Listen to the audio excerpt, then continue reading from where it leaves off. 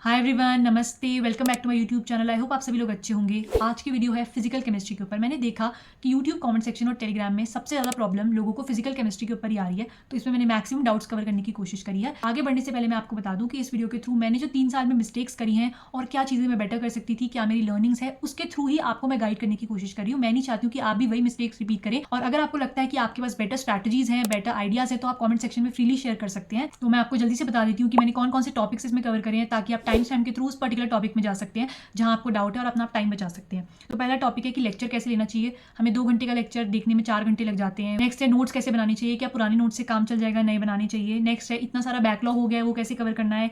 Next है कि teachers कौन से जिनको हमें फॉलो करना चाहिए। अगर आपको पीडब्ल्यू के टीचर से समझ में नहीं आ रहा तो फ्री यूट्यूब में कुछ टीचर्स आपको पढ़ाते हैं, जिनसे मैंने खुद भी पढ़ा था, मैं वो भी आपको बताऊंगी। नेक्स्ट है कि रिसोर्सेज कौन कौन से हमें यूज़ करने चाहिए। उसके बाद है न्यूमेरिकल सॉल्विंग में बहुत सारे लोगों को प्रॉब्लम आ रही थी, तो मैं अपनी अप्रोच बताऊंगी कि मैं कैसे सॉल्व करती थी फिजिकल केमिस्ट्री के क्वेश्चंस। आगे बढ़ते हैं। सबसे पहले कवर करते हैं हम first topic, how to watch lectures and how to make notes effectively. तो मैं ऐसा अज्यूम करके चलती हूँ कि आप सभी लोग अपनी प्रिपरेशन कल से शुरू करेंगे फिजिकल केमिस्ट्री के लिए, क्योंकि हर बच्चे ने अलग अलग टाइम पे बैच ज्वाइन किया होगा, हर कोई बच्चा अलग अलग चैप्टर पे होगा। तो मैं एक बेस लेवल से शुरू करती हूँ ताकि सभी की हेल्प हो जाए। सबसे पहले लेक्चर्स किस तरीके से देखने चाहिए। एज अ ड्रॉपर आप देख रहे हैं, या एज अ स्टूडेंट जो कि 12th क्लास में है, या फिर आप लेट बैच ज्वाइन कर रहे हैं, तो आपको रिकॉर्डेड लेक्चर ही प्रेफर करना चाहिए, क्योंकि लाइव लेक्चर में बहुत डिस्ट्रैक्शन होता है। उसमें लाइव चैट चलती है, बच्चे बहुत गप्पे मारते हैं और टीचर भी बच्चों के साथ इंटरेक्शन करते हैं, तो उसमें काफ़ी टाइम वेस्ट हो जाता है। आपको लगेगा यार 10-15 मिनट से क्या ही होता है, पर वो 10-15 मिनट बहुत ज़्यादा इंपॉर्टेंट होते हैं। लास्ट में आके आपको पता चलेगा। तो आप लेक्चर को 1.5x या किसी भी स्पीड में देख सकते हैं, पर इतने तेज़ भी मत देखिएगा कि आपको समझ में ही ना आए, बस लेक्चर कंप्लीट करने के लिए आप देख रहे हैं। तो लेक्चर देखते वक्त नोट्स कैसे बनाएंगे, यहीं पे आपका टाइम सेव होगा। कुछ बच्चों ने पिछले साल भी नोट्स बना रखे थे, वो लोग पूछ रहे थे कि हम लास्ट ईयर के नोट्स ही फॉलो करें, तो आप कर सकते हैं फॉलो, पर मेरा सजेशन रहेगा कि आप एक बार नई तरीके से नोट्स बनाएंगे। छोटे नोट्स भले आप बनाइए, शॉर्ट नोट्स के फॉर्म में बनाइए, पर फ्रेश मेमोरी में आपके आ जाएंगी सारी चीज़ें, और क्वेश्चन तो आपको सॉल्व करनी ही है। तो आपको क्या करना है, 2 नोटबुक्स बनानी है, एक फेयर नोटबुक बनानी है और एक रफ नोटबुक बनानी है। तो फेयर नोटबुक में आपको फॉर्मूले लिखने हैं, इंपॉर्टेंट थियरी लिखनी है। सब कुछ थ्योरी नहीं लिखनी, क्योंकि मोस्टली चीज़ें एनसीईआरटी में कवर्ड हैं।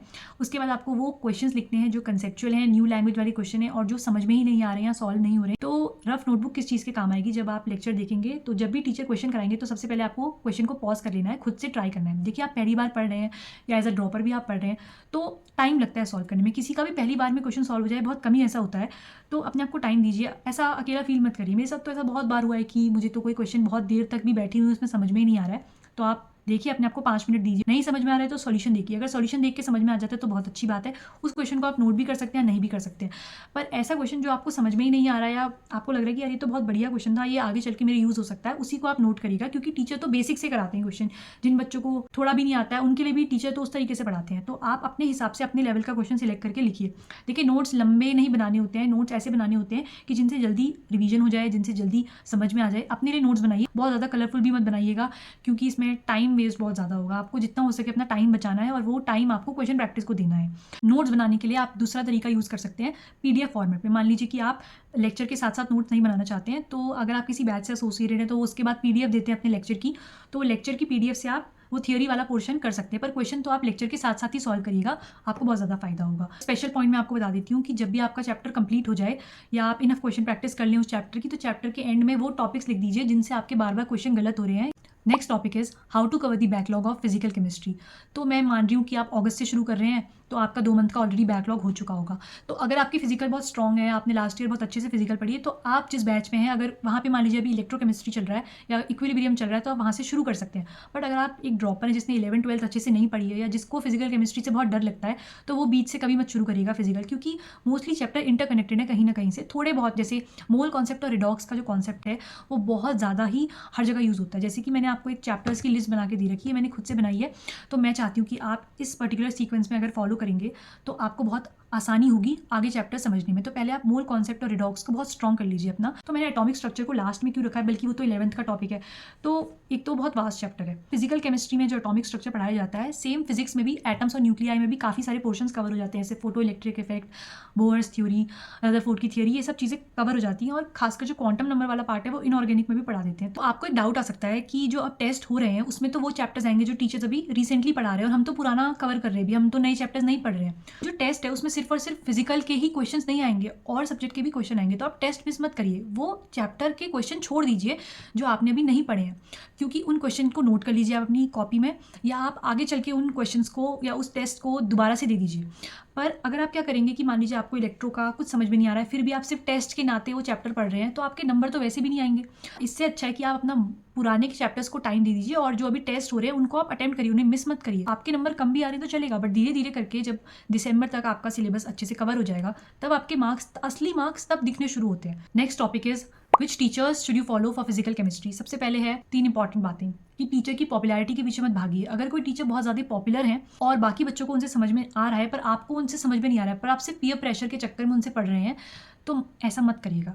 ज़रूरी नहीं होता कि जिस टीचर से मैक्सिमम बच्चों को समझ में आ रहा है आपको भी उससे समझ में आएगा। ऐसे बहुत सारे टीचर्स थे जो बहुत पॉपुलर थे पर मुझे उनसे समझ में नहीं आया, तो आप अपने आप को एक्सक्लूडेड फील मत करिए। आपको जिस टीचर से समझ में आ रहा है और उन टीचर से पढ़ने के बाद आपके क्वेश्चन सॉल्व हो जा रहे हैं, आपके कॉन्सेप्ट क्लियर हो जा रहे हैं, तो उनसे ही पढ़िए।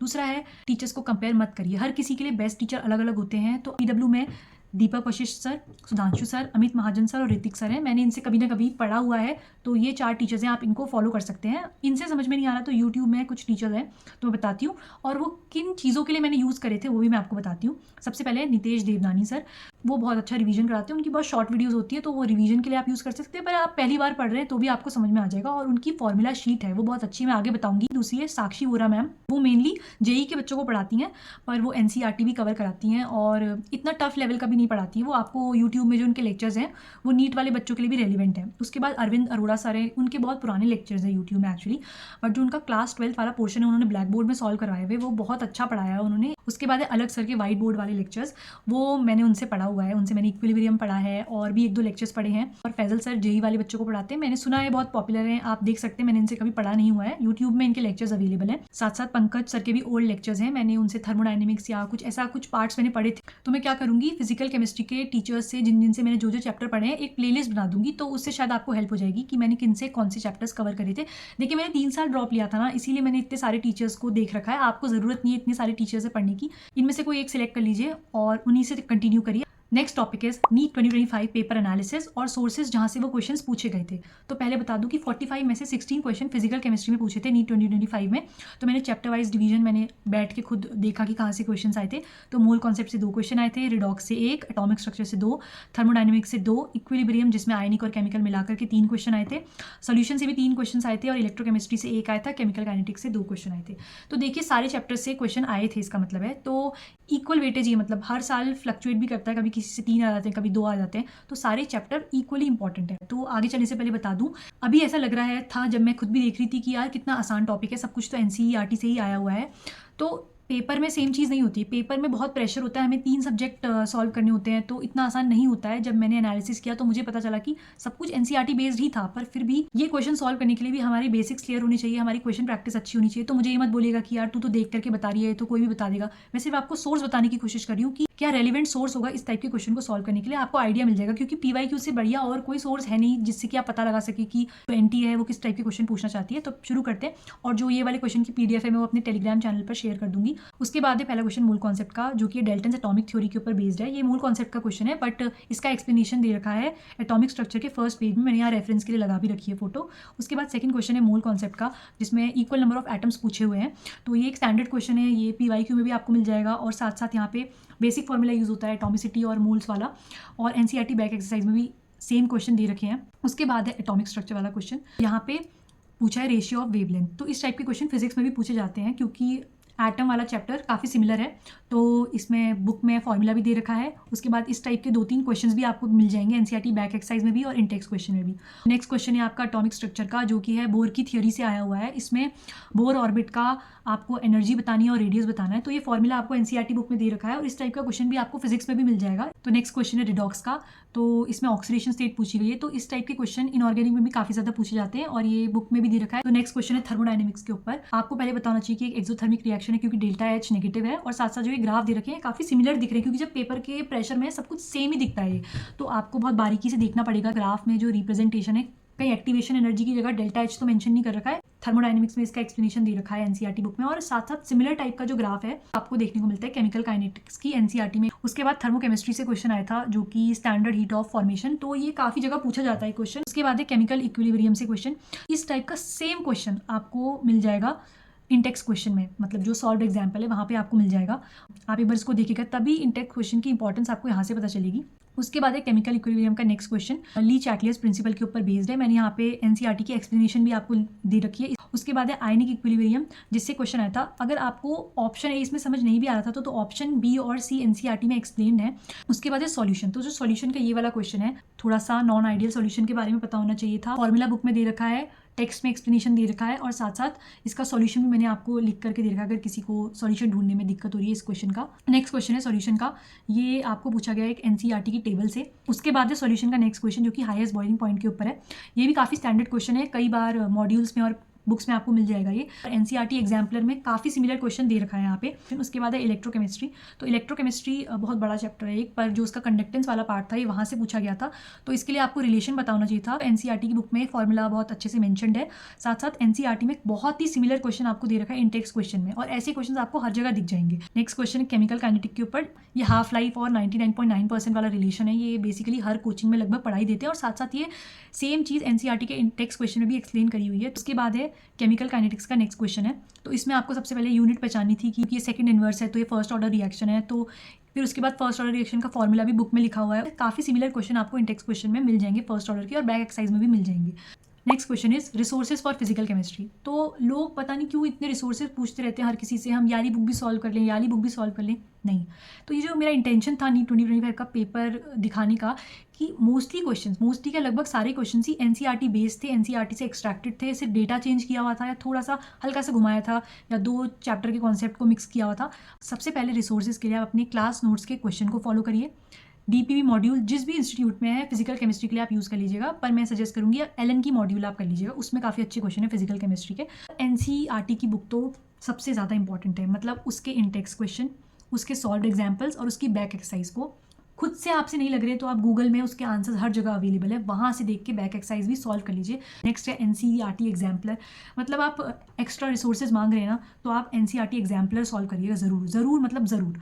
उसके बाद पीवाईक्यू तो काफ़ी रिपीटेडली पूछे जाते हैं। फिजिकल केमिस्ट्री में मैंने एक ट्रेंड देखा है कि काफ़ी सिमिलर टाइप के क्वेश्चन ही पूछे जाते हैं, लैंग्वेज घुमा दी जाती है पर टॉपिक सेम रहते हैं। नीट के सबसे पहले सॉल्व करिएगा, फिर जेईई मेंस के पीवाईक्यू सॉल्व करने को जाइएगा, और फेमस ऑथर की बुक्स में कोई भी आपको रेफर नहीं कर सकती, मैंने खुद भी सॉल्व नहीं करी थी। कम बुक सॉल्व करिए बट उसको बार बार सॉल्व करिए। एनसीईआरटी के इंटेक्स क्वेश्चन जब तक 2-4 बार आप सॉल्व ना कर लीजिए तब तक आप नेक्स्ट रिसोर्स पे प्लीज मत मूव करिए। जब ये रिसोर्स खत्म हो जाए तो आप मुझसे खुद से आके पूछ लीजिएगा। Next topic is how to approach a numerical of physical chemistry. तो बहुत सारे लोग डाउट्स पूछ रहे थे कि जब हम लेक्चर देखते हैं तब तो हमको समझ में आ जाता है, तब क्वेश्चन बन जाते हैं, पर बाद में अकेले में नहीं बनते हैं, या टीचर जब सॉल्व कर रहे होते हैं तब हमें समझ में आ जाता है, या फिर जब कोई नया ही क्वेश्चन आ जाता है अचानक से तो उसको कैसे अप्रोच करें। तो यहाँ पर मैं अपनी स्ट्रैटेजी बताती हूँ कि मैं कैसे सॉल्व करती थी। तो सबसे पहले न्यूमेरिकल सॉल्व करने से पहले कुछ चीज़ें आपको करनी पड़ेंगी, जो कि है लेक्चर को पहले पूरा कंप्लीट कर लीजिए आप अच्छे से। आपको सारे कॉन्सेप्ट पता होने चाहिए, आपको पता होना चाहिए कि कौन कौन से टॉपिक्स उस चैप्टर में हैं, आपको फॉर्मूले याद होने चाहिए एटलीस्ट।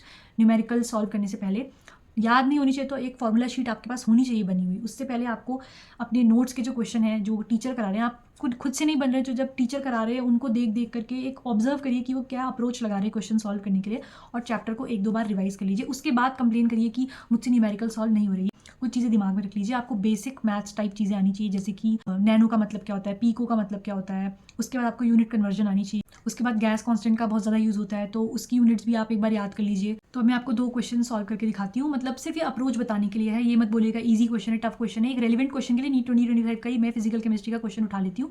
मैंने 2 महीने से कोई क्वेश्चन भी सॉल्व नहीं किया हुआ है। तो सबसे पहले एक एटॉमिक स्ट्रक्चर का क्वेश्चन उठा लेते हैं, एनर्जी और रेडियस वाला। तो सबसे पहले आप जब भी कोई क्वेश्चन पढ़ते हैं, आपका मान लीजिए सिलेबस अभी पूरा हो चुका है तो आपको पता होगा कि कौन कौन से चैप्टर है, उनमें क्या क्या टॉपिक्स हैं। तो आपको हर चैप्टर ऐसे याद होना चाहिए, चैप्टर और उसके सब टॉपिक्स। जैसे एक है डिस्कवरी ऑफ पार्टिकल, फिर है मॉडल जिसमें आपके थॉमसन का model, Rutherford model, Bohr model, उसके बाद आपको वेव नेचर, फिर पार्टिकल नेचर, फिर डुअल बिहेवियर, फिर उसके बाद क्वांटम नंबर। उसके बाद आपने देखा कि ये पर्टिकुलर किस सेक्शन से क्वेश्चन है, ये बोर थ्योरी से क्वेश्चन है, इसमें क्या क्या फॉर्मूले थे आपको तुरंत याद आने चाहिए। आपकी इतनी प्रैक्टिस हो जाएगी एंड तक कि आपको याद आ जाएंगे कि कौन कौन से फॉर्मूले हैं, कहाँ कौन सा पुट करना है। तो ये सिंगल इलेक्ट्रॉन स्पीशीज है He+ और Li+2। इसके लिए आपको याद होने चाहिए थे इनके एटॉमिक नंबर, जो कि है हीलियम का 2 और लिथियम का 3। रिडबर्ग्स कांस्टेंट आपको यहाँ पे दे रखा है, और 2 फॉर्मूले यहाँ मेंशन कर रखे हैं एनसीईआरटी बुक में मैंने इनमें आपको बस कुछ नहीं करना था, वैल्यू पुट करनी थी और यहाँ पे इनको आंसर निकल जाता है इसका। इलेक्ट्रोकेमिस्ट्री का क्वेश्चन उठाती हूँ मैं। एक ही क्वेश्चन आया था इलेक्ट्रोकेमिस्ट्री से जिसमें आपको मोलर कंडक्टिविटी दे रखी है और आपको साथ साथ इसकी लिमिटिंग मोलर कंडक्टिविटी भी दे रखी है और आपको निकालना है इसका डिग्री ऑफ डिसोसिएशन। तब इलेक्ट्रोकेमिस्ट्री 3 पार्ट में या 4 पार्ट में मैंने डिवाइड करी, जैसे कि गैल्वेनिक सेल वाला पार्ट हो गया, उसके बाद इलेक्ट्रोलिसिस और इलेक्ट्रोलिटिक वाला सेल हो गया, उसके बाद मैंने कंडक्टिविटी वाला पार्ट हो गया और एक बैटरी वाला पार्ट हो गया। तो इसमें कंडक्टिविटी वाले पार्ट से क्वेश्चन आया है। तो यहाँ पे 3 चीज़ें बतानी चाहिए, what is molar conductivity, limiting molar conductivity क्या होता है और अल्फा क्या होता है। तो डिग्री ऑफ डिसोसिएशन वैसे तो हमें इक्विलिब्रियम में पढ़ाया जाता है, बट फिर भी आप ऐसा कोई फॉर्मूला सोचिए जो इन 3 चीज़ों को रिलेट कर रहा हो, अपने दिमाग में याद करने की कोशिश करिए। अगर फॉर्मूला याद आ गया ना तो डायरेक्ट इसमें बस पुट करना था और आंसर निकल जाना था। बट किसी किसी क्वेश्चन में मल्टीपल कॉन्सेप्ट्स भी लगते हैं, तो वो क्वेश्चन कुछ ऐसे क्वेश्चन होते हैं जिनको सॉल्व करने में टाइम लगता है और वो क्वेश्चन एक बार में सॉल्व नहीं होते हैं, वो धीरे धीरे विद प्रैक्टिस ही आते हैं। और ऑर्गेनिक और इनऑर्गेनिक के लिए भी मैं सेम वीडियोज़ ही लाऊंगी, क्योंकि मैं चाहती थी फिजिकल केमिस्ट्री के लिए डेडिकेटेड वीडियो बनाऊँ। और अगर आपको वीडियो अच्छी लगी होगी तो आप एक हार्ट और एक नोटबुक टाइप कर सकते हैं कमेंट सेक्शन में। ये मैं नई चीज़ ट्राई कर रही हूँ, इससे मुझे पता लगेगा कि आपको वीडियो अच्छी लगी, क्योंकि मैंने थोड़ी मेहनत करी थी इस वीडियो को बनाने के लिए। थैंक यू सो मच और बेस्ट विशेज़, बाय।